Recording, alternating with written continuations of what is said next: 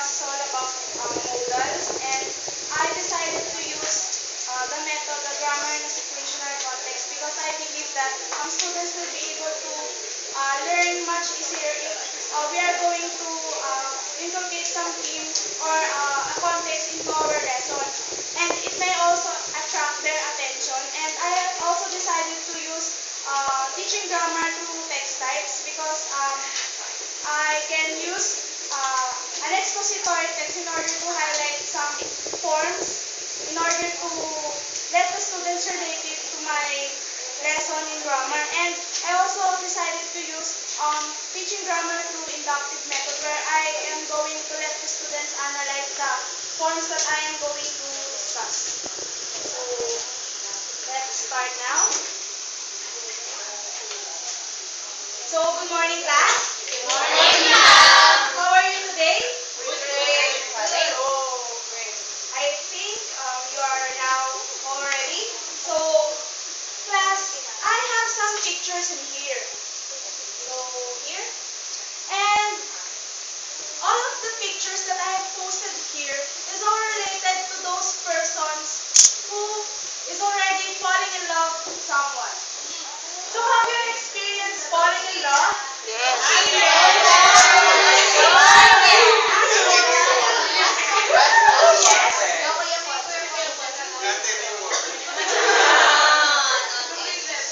So, according to these pictures, or based on these pictures, can you please tell what might or could happen to a person who is falling in love according to these pictures? Okay, yes, Maggie. According to the picture, if you fall in love, you might get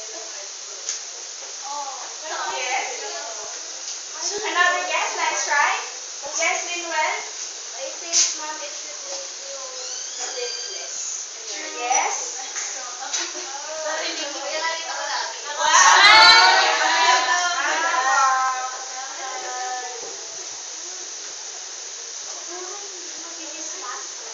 Okay.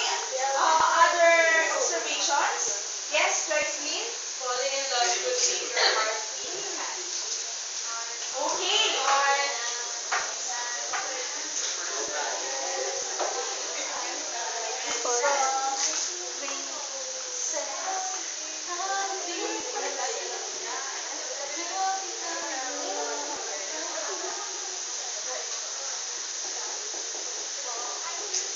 So other answers? Yes, Lyra. I think when you are in love, um, you are you are to smile, although there's nothing to smile about. Okay. You can smile. Naisip pala.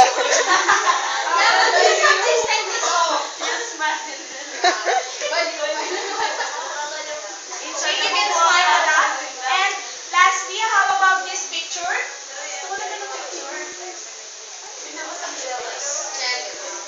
Okay, how about this picture? Yes, Lyra. You can get jealous. Yes, you can.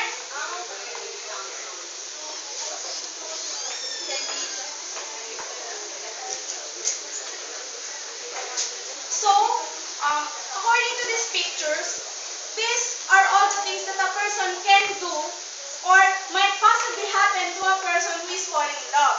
So, according to your answers, or according to these pictures, in relation to this, let's see if all of your answers are right. So, I am going to descriptive view, reading text, and it is entitled Head Over Heels by Catherine Winter. So, head over heels is an idiomatic expression which refers to a person who is madly or crazy in love with someone. So, here's the text, and I'm going to let you read it for 3 minutes.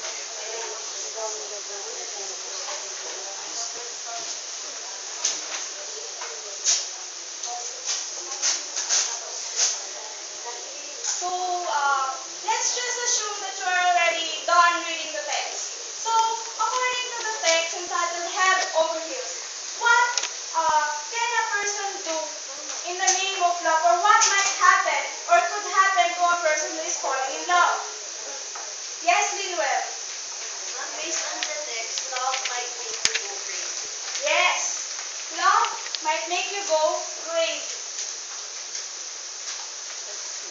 Yes, Kingsley? Aside from that now, you may transform into a green-eyed monster caused by jealousy. Yes. Love may transform you into a green-eyed monster caused by jealousy. Lyra? You could do things without thinking about him all day, but now you cannot. Yes. So, when you were still single, you can do all of the things without thinking about him, but now you cannot. That we are now experiencing changes because we are now falling for someone. Yes, Sam? You could do anything in the name of love. Yes. Surely, if we are in love, we could do anything in the name of love because we're in love.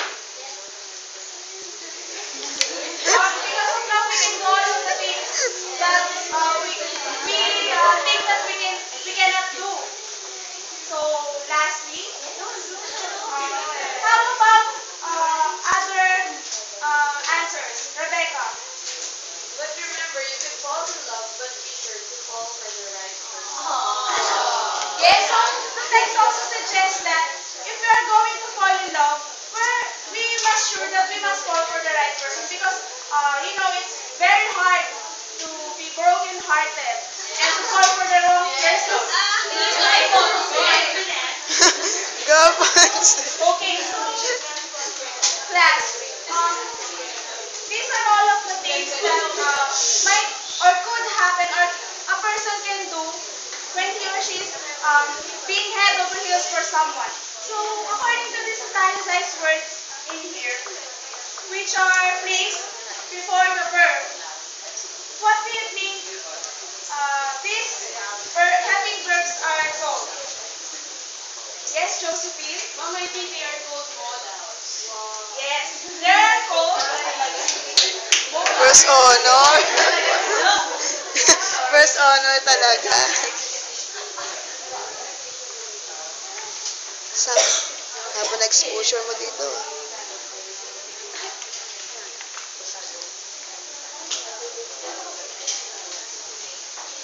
So can anyone please read the definition of a modal?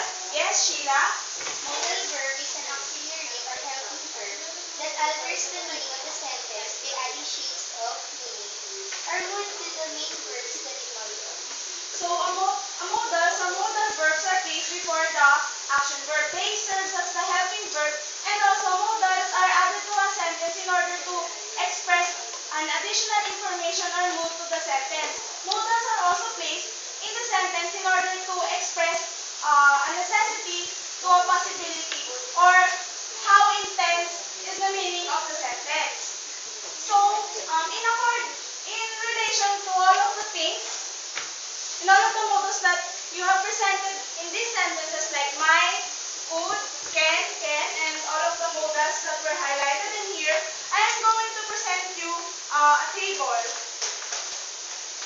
that presents the meanings of the following modals and how are used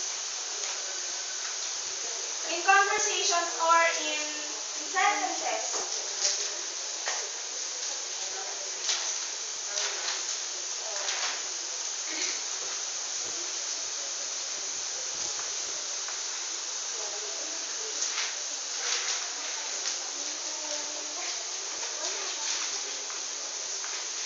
So the first modal that we have here is the modal might. As in accordance to the sentences that you have presented in here, like you might sleep less, love might make you go crazy. It expresses a possibility. Like for example, a one-way ticket might cost more than $400. So when we are using might in a sentence, we are tending to express a possibility that something may happen or not. Like for example, a one-way ticket might cost more than $400. You are still unsure if that ticket might just cost 400. It may cost 500, $600 because you are not unsure about it. So that is where we use the modal might in order to express a possibility.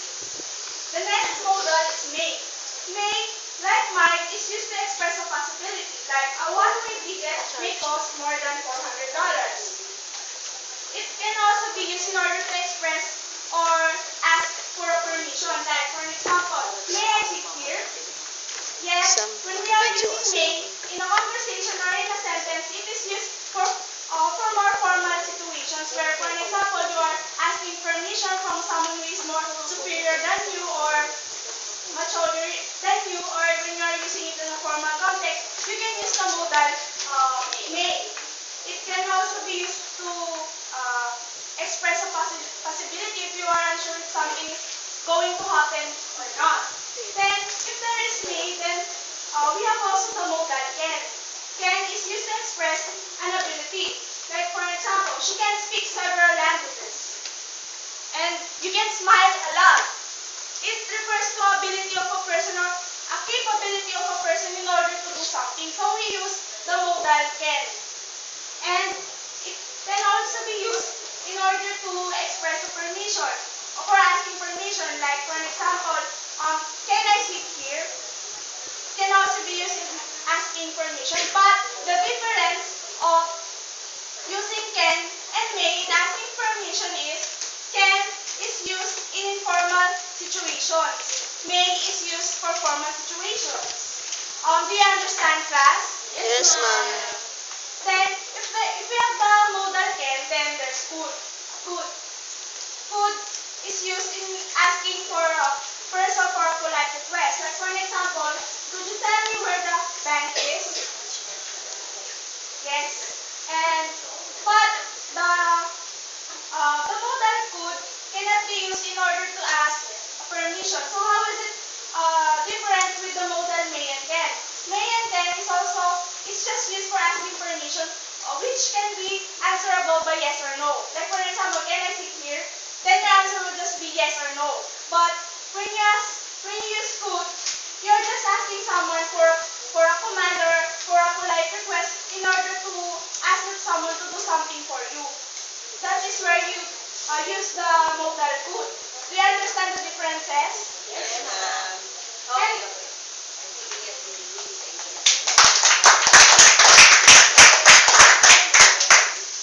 Okay, one, I think you were very strategic because given the text distributed to them, and you say, let's assume you're not, but you've highlighted already the sentences.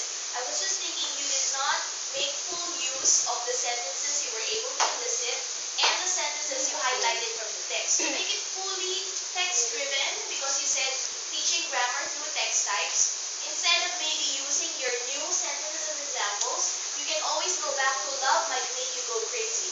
And ask questions in relation to how the students understood the entire text, given also how we understand this particular sentence in relation to the rest of the paragraph, to illustrate the meanings of mind, to illustrate the meaning of will, of may, of could.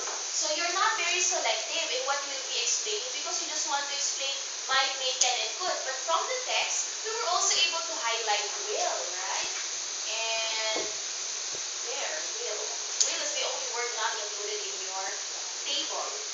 And then I was waiting for you to go back immediately to you might be sleepless or falling in love could make your heart beat fast. So I think just making full use of what you have elicited and what you ask your students to live from the Pwede from ano the na text. is-open eh. Uh, I think you have very good pedagogical analysis. I like how you explain your approach to teaching models, and situation, and with what it is meaning, and then also how you make use of the text type and related to the first activity. Just if there's one reminder I want you to remember is just to not be too careless with your words. Say for example, you say, okay, I will now distribute you, or you're distributing them, not the handout. Then you say, I will present you, or present them. You don't like the preposition to a lot. I don't understand. Some people don't like some words, but it spells some difference in meaning if you drop certain words. Sometimes you get a little careless. And it becomes a global error because it means completely different. Present you and